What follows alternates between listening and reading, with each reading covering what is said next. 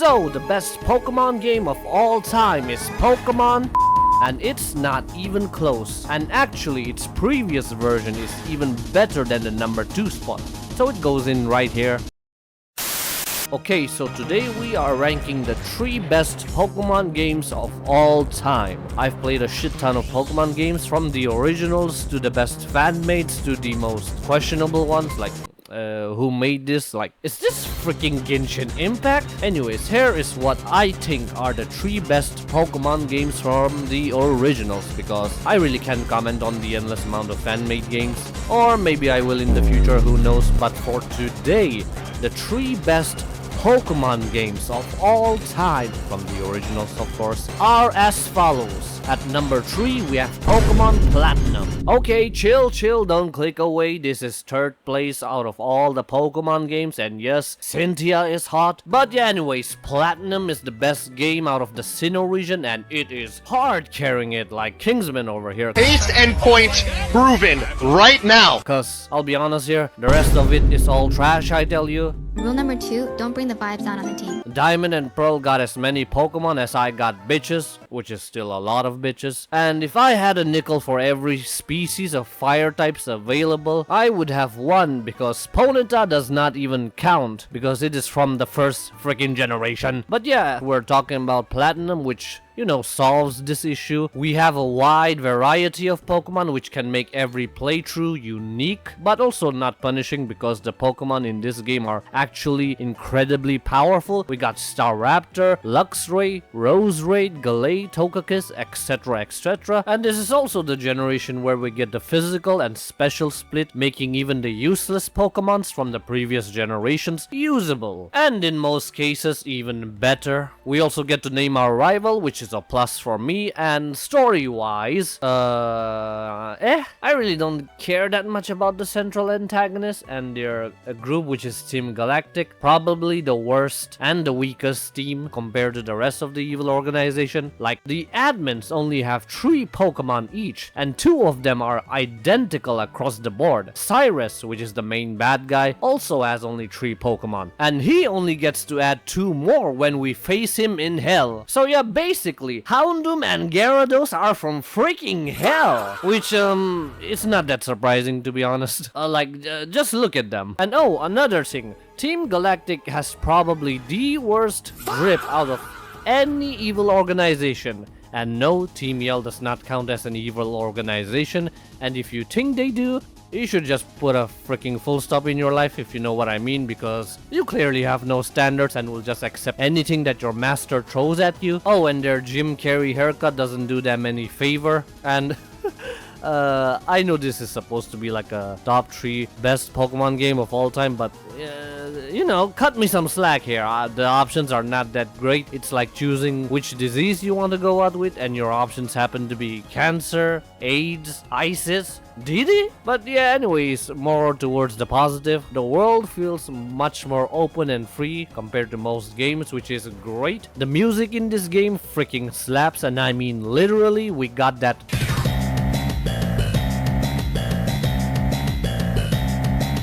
the most terrifying boss music.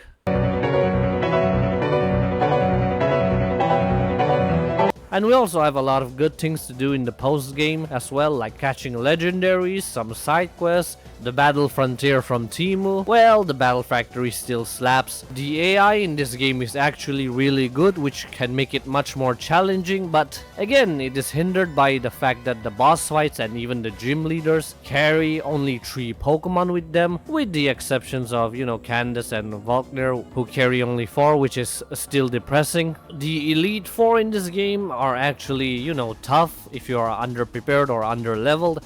And I really like how the champion, Cynthia, is as terrifying and as powerful as people hyped her up to be. So yeah, overall, a good, solid game.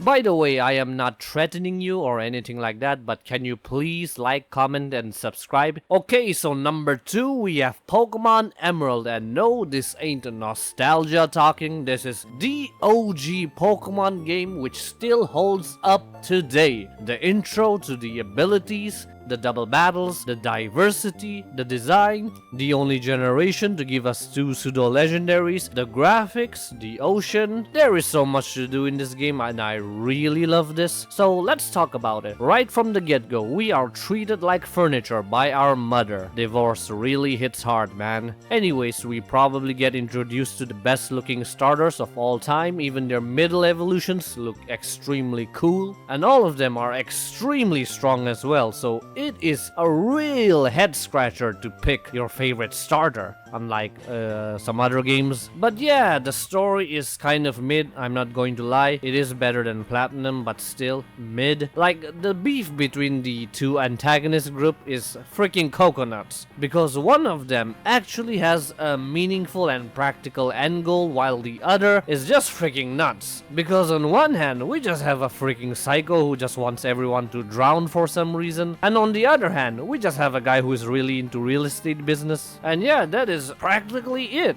But yeah, when you kind of think about it, you know, trying to make a new continent will rise the sea levels and practically drown everyone. So yeah, they're both freaking coconuts. But yeah, moving on to the gym leaders, most of them are actually strong and can wipe your team if you're not prepared or under leveled. But yeah, you can also find a direct counter to them and beat them easily. For example, Sableye to beat the second gym, Dig for slacking, Ice Beam for Altaria and the rest of the birds, 2 dark type Pokemons for the double gym, etc, etc. And the Elite Four in this generation is kind of 50-50 in terms of difficulty, and I really do not like the champion, not one bit. I really can't understand why Steven got replaced by the 8 gym leader from the previous game. Like, that is the equivalent of an employee that I hired taking over my job. And not only that, it is boring because I already fought a water type gym leader like an hour ago. And yes, I know that we do get to face Steven post game, which is amazing, but I would have really liked it if he was actually the champion. But yeah, anyways, talking about the post game, I think Emerald has one of the best, if not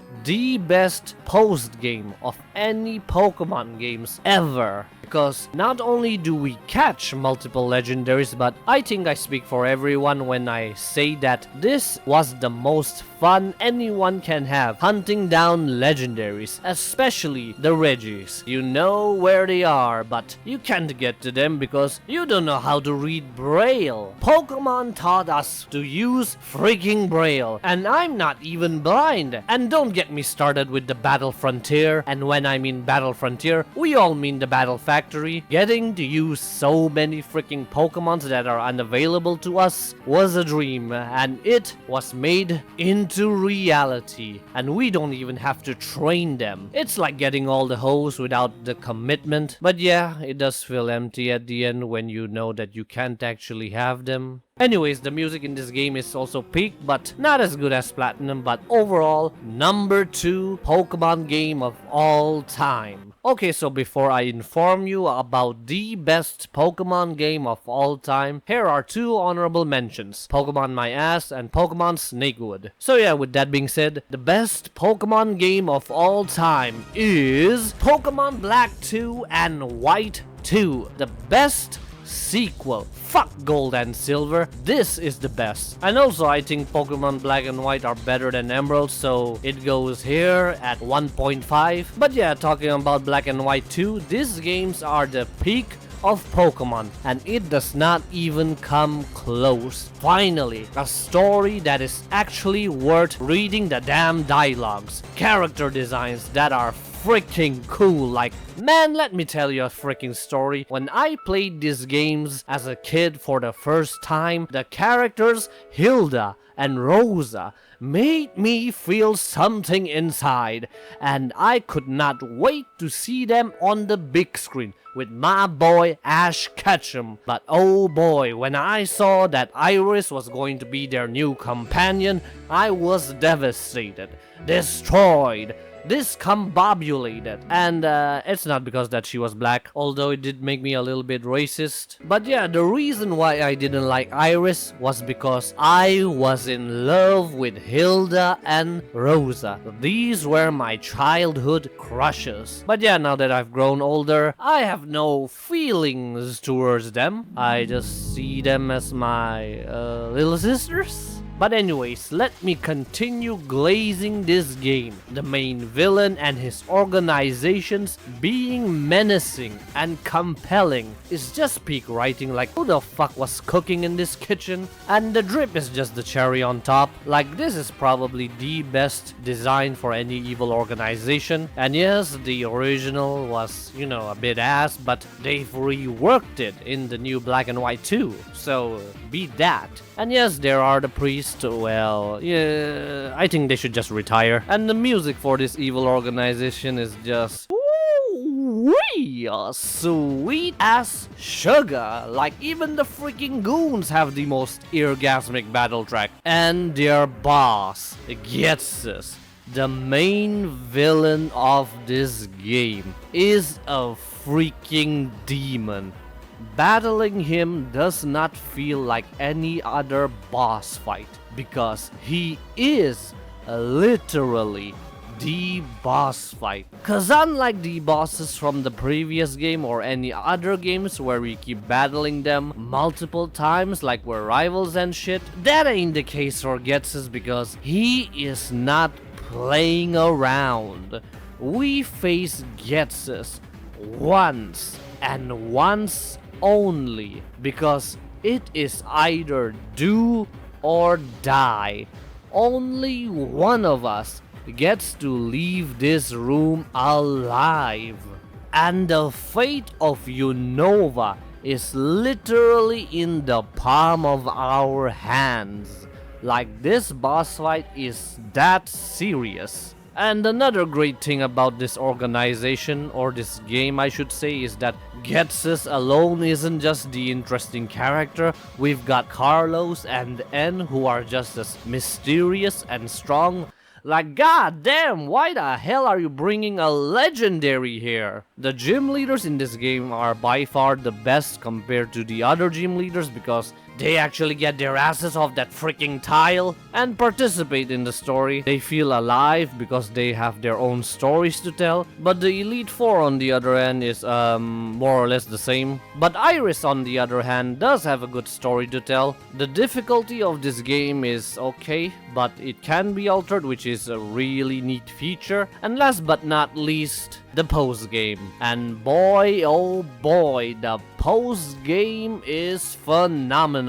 Like, I truly believe that Black and White 2 has the best post game out of any mainline Pokemon game, even better than Pokemon Emerald, because not only do we have the rental battles, but we have the subway battles, the Black Tower or the White Tree Hollow, and the freaking Pokemon World Tournament, which is my favorite because we get to battle literally every gym leader and champion from the first 5 generations. Like, this is peak. And not only that, we can also download a special event tournament to battle against real Pokemon World champions. Like, this is easily the best Pokemon game that Game Freak has ever released, and I think this is also the last because the games do not look that good anymore. They don't even feel like Pokemon. But yeah, more on that on a different video. But with that being said, thanks for watching, like, comment, subscribe, and yeah, that's it.